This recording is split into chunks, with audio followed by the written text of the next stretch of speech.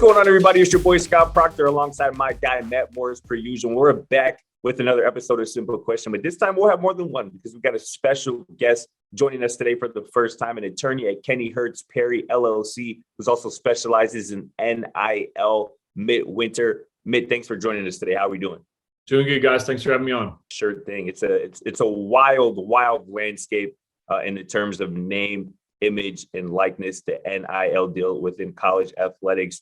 Talk to us a little bit about that. How is the new NIL landscape kind of most changed recruiting here recently for college athletics? And how close is this thing to what Lane Kiffin already believes it is, which is professional sports under the guise of amateur sports? Yeah, it's changed college recruiting a lot already. And NIL hasn't even been around as something for even a year. It's July 1, 2021 was when NIL deals were first allowed for college athletes, and it's already become a huge part of the recruiting process. In addition to, so there's really two types of NIL deals that are going on out there right now. Number one, you have like the traditional endorsement deal, commercials, things like that people kind of thought about when NIL first came about. But then on the recruiting side, you have collectives, which have become a huge deal. And a lot of the collectives are getting involved in recruiting for the schools they're affiliated with and offering guys deals that, they're basically, as Lane Kiffin kind of alluded to in an article today, just, payments for coming to a school. So it's a huge part of recruiting, not just the schools talking about the resources that they can provide to help athletes get the kind of traditional endorsement deals, but then also the collective involvement in sort of just paying guys to come to schools. Yeah, man. And we've already seen so much happen in a year, but one thing that's been kind of interesting is the NCAA's kind of way of handling this and just taking a step back and allowing it, to Scott's point, to be a wild west, where everything is everybody's just trying to figure it out. When do you expect the NCAA to really come in and try and police this or regulate it in some way? Or are they ever going to do that? Up to this point, the NCAA has really done nothing in terms of investigating and enforcing NIL deals. NIL deals, they're under the NCAA rules, are not supposed to be recruiting inducements. And everyone knows that rule is being violated in a number of instances. So actually just about 2 weeks ago, the NCAA issued a memo where they said they are going to start investigating and putting some of these deals through the enforcement process. It remains to be seen what kind of resources the NCAA actually is able to put together to investigate these deals and whether it's going to put a damper on some of the activity that's going on. So that's a question that still remains to be seen, but they have said they're going to start investigating deals and that they're going to do it retroactively. So they might look back at some of the deals that have already happened, but we'll just have to kind of see how much effort they actually put into that. Yeah, and kind of going off of that, you mentioned the retroactive part. Is this going to be, the NCAA does not have a good track record in policing and handing out punishment. Is this going to be another example of them kind of nitpicking and finding people to make an example of, just so that they can, I guess you would say, save face and look like they're actually doing their job? Yeah, I do think they want to find at least some NIL deals they can make examples of.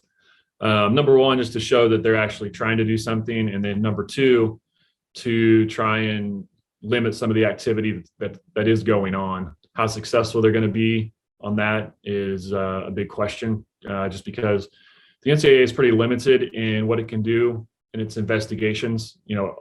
This money is coming from third parties, and the NCAA has no real power over third parties. It can't issue subpoenas. It can't make them sit for depositions. It can't make them cooperate in any way. So the collectives and the boosters, they're not going to be, in most cases, willing to share information with the NCAA. So the NCAA is going to have to hope that some of the athletes that have entered into some of these deals might be willing to share information. If the NCAA gives them immunity, if they say, hey, we're not going to declare you ineligible if you tell us about a deal that you did that was probably a recruiting inducement, we'll still let you play. We just want to hear about what the boosters and collectives were doing. So Nick Saban and Jimbo Fisher kind of dominated sports headlines really all last week. Nick Saban, obviously Alabama head coach, basically accused Jimbo Fisher and Texas A&M of buying all their players. How much of that do you think was Saban being legitimately concerned about the NIL ruining fairness in recruiting? And how much of that you think was more just sour grapes on Saban's part that he probably won't have the best recruiting class every year like Alabama has enjoyed the last decade or so? I think it was probably a little bit of both. It's now, like we talked about at the beginning, recruiting's different. The athletes are asking about NIL deals, and in some cases deciding where they want to go based on who's going to give them the best NIL deal. And that's different how it was in the past. Alabama, they could sell facilities, they could sell coaching, they could sell history, they could sell best opportunity to play in the NFL.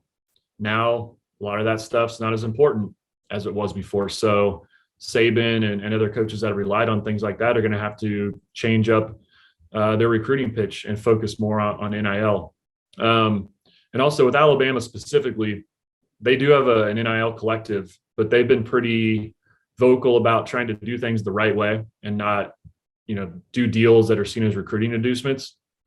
Whether that's true or not, it seems to be the case right now. And obviously other schools have not been doing that and not necessarily following the rules. Or I shouldn't say schools, but collectives affiliated with the schools. So I think Saban was kind of voicing some displeasure with that whole situation and the NCAA, putting out these rules, but then doing nothing to enforce them. And then the schools that are following the rules are put at a disadvantage because you have all these other schools that are not following the rules. So I think he was just kind of frustrated with the whole situation. I feel like everybody kind of gets caught up with the big names and how much money these guys are making and all of that stuff. But nobody's talking about the education that is required to actually make sure that this works out. I mean, most pro leagues spend a decent amount of time trying to educate their athletes on how they should spend their money, how they should save it, what they need to do, and all of that. Is there any movement right now, either from the schools, from a third party, or from the NCAA itself to educate these student athletes and these college, kids who are now getting money that they never would have gotten beforehand?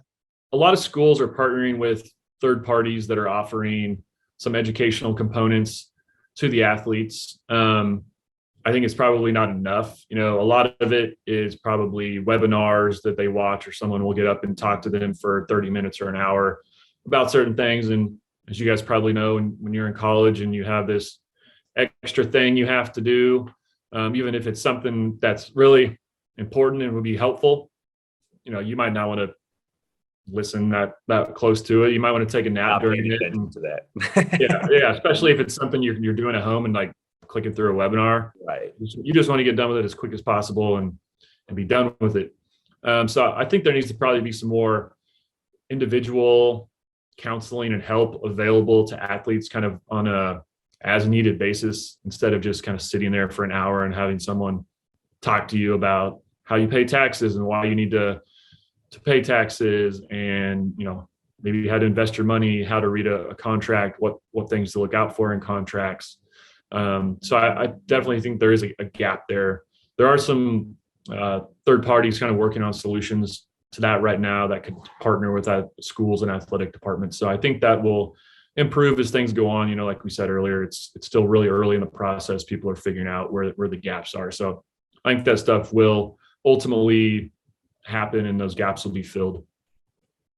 A lot of question marks, a lot of gaps, like you said, to be filled.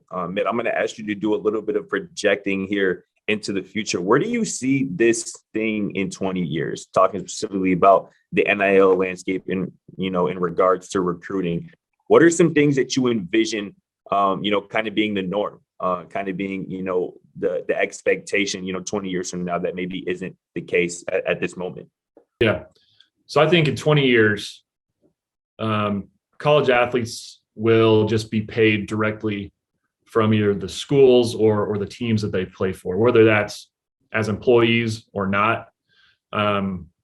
I don't think you're going to have, NIL deals where it's really just money being paid to an athlete to go to a school. It's just going to be, that's how things work.